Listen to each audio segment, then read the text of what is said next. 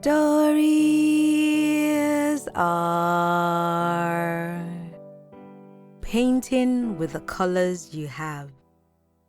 My name is Osajumebi, and every week I will tell you a short story written by a Nigerian writer or author.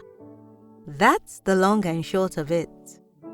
So without much ado, this week's story is by Kegbu Blossom, and it's titled Amaka.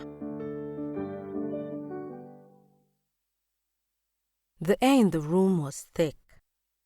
It felt heavy in her lungs, and the entire room was filled with the smell of cigarettes. The office was old, and everything in it was worn out. The paint on the walls had morphed from white to a color in between yellow and brown, and she could tell the ceiling fan above their heads wasn't working from the layers of blackened cobwebs and dust covering it. It was a cramped space that was overdue for a renovation, or at least a decent cleaning. Without the bribe you people collect, you would think that you would be able to at least hire a cleaner, she said to him. Will you shut up, stupid prostitute? Prostitute. It had been a while since someone referred to her with that word. She was not ashamed of it. She knew what she was. She did not lie to herself like the other girls did, consoling their consciences with euphemisms like, "It's just business," or that it was simply a trade, trying to create some sort of legitimacy for their illegitimate work. They were simply prostitutes. Women who believed they had nothing else to offer but their bosoms and buttocks, and so gladly took the offer life placed at their feet. Now, she was sitting in this office, struggling to breathe and wondering if this was how her story ends. Look, I am going to ask you for the last time. Is your madam selling underage girls to foreign human traffickers? She knew the officer sitting across from her. He had come to the hotel a few times, drunk and loud. Cecilia had told them that he reeked of gin, and he was heavy and slow on top of her, the worst type of customers. Now, he was before her, placing himself on a righteous pedestal, casting stones like their sins were not the same. Oga, I don't already tell you. I don't know. She knew her madam was selling young girls to foreigners for fine prices, and had been doing so for some time now. Everyone had simply turned a blind eye to madam's affairs, or contributed if they had a friend or a family member to spare for a few $100,000. Get out of my office! Useless, he screamed, clearly frustrated at her stubbornness. She was happy to finally be leaving the suffocating room. At least, the cells had more space and a larger window. An officer guided her out of the office, looking at her like she was the filth he wiped off the back of his shoes. She sat on the floor against the walls, staring at the rusting metal rods concealing her from the outside world, like she was some animal that need not be seen. Perhaps she was filthy, but whether she was trash to be discarded or not, it did not matter to her. There was something about being called a slut by your mother after being raped by your stepfather at the age of 13, which pushes you into a pool of nihilism. A pool to simply flow wherever the current drifts without a care in the world. Amaka James Chinedu. Born on the 12th of October 1998, to a woman who was too young and too selfish to care for another living thing which her decisions had created. Her mother's parents tolerated her sight for a few months, and then decided they would no longer accommodate her existence. They told her mother that she had to leave and take the dirt staining the fabric of the family's image away with her. So her mother decided to follow the trapdoor patriarchy had disguised as an escape route for women and get married to whatever man decided to house her and the child. Amaka's stepfather was special. That was the only word Amaka would use to describe him. He was a deacon at a small church on the other side of town. A small church with decolored plastic chairs arranged in tidy rows.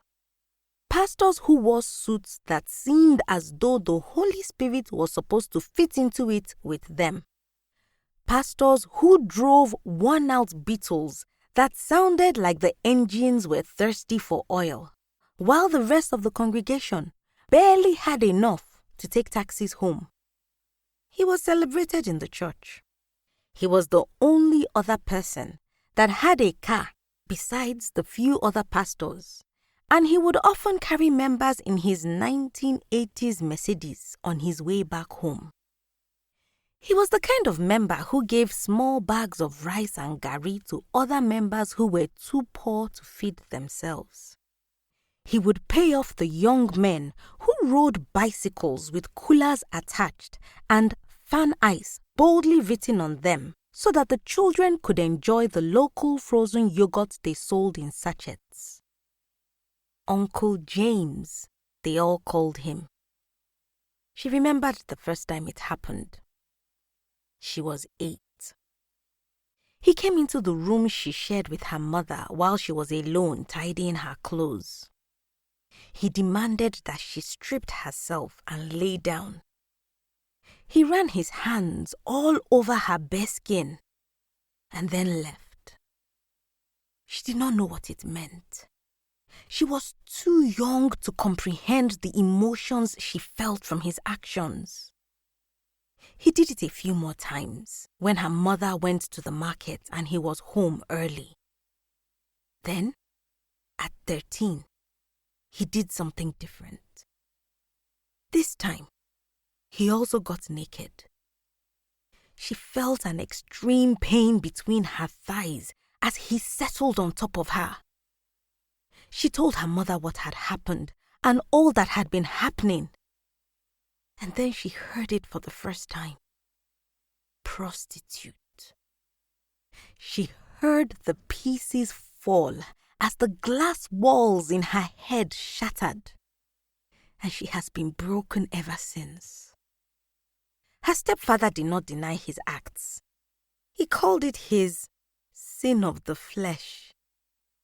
He would still conduct 2-hour prayer sessions in church and condemn the girls on the streets who wore skirts that exposed their thighs. He still carried himself on the pillar of righteousness. He said the sin of the flesh was simply a ploy by the devil to stop his service to God, and that he was not going to let it stop him from serving the Lord. He never stopped raping her until she left. One day, he called an exorcist to pray away the demon in her that was causing him to sin. She was drenched in oil and flogged while her mother and stepfather prayed aloud, chasing away the demon. She hated them. She was in pain. She was constantly in pain. And the woman she called her mother, and the only father she had ever known, stood there, praying through their unrighteous mouths to a righteous God. She was just 16. The next day, she left. She threw the few things she owned into a plastic bag and ran away with the money she stole from her mother's safe. She lived life however life presented itself.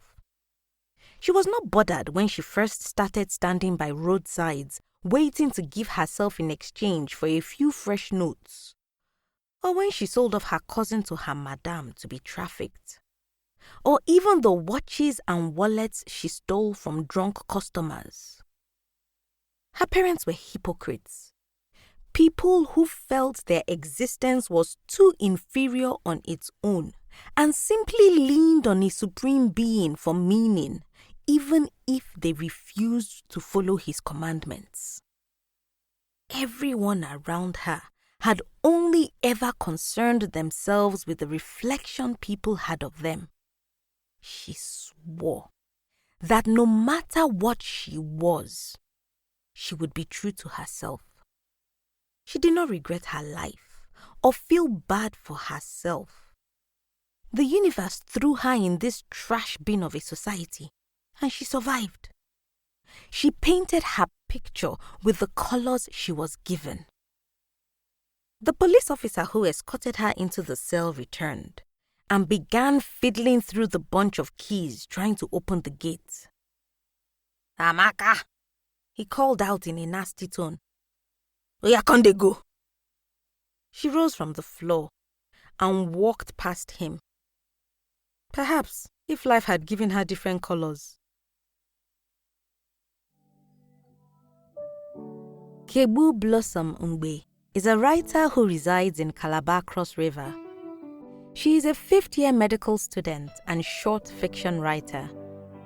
You can read more of her work on Eco Africa and connect with her on Instagram at read_Kegbu.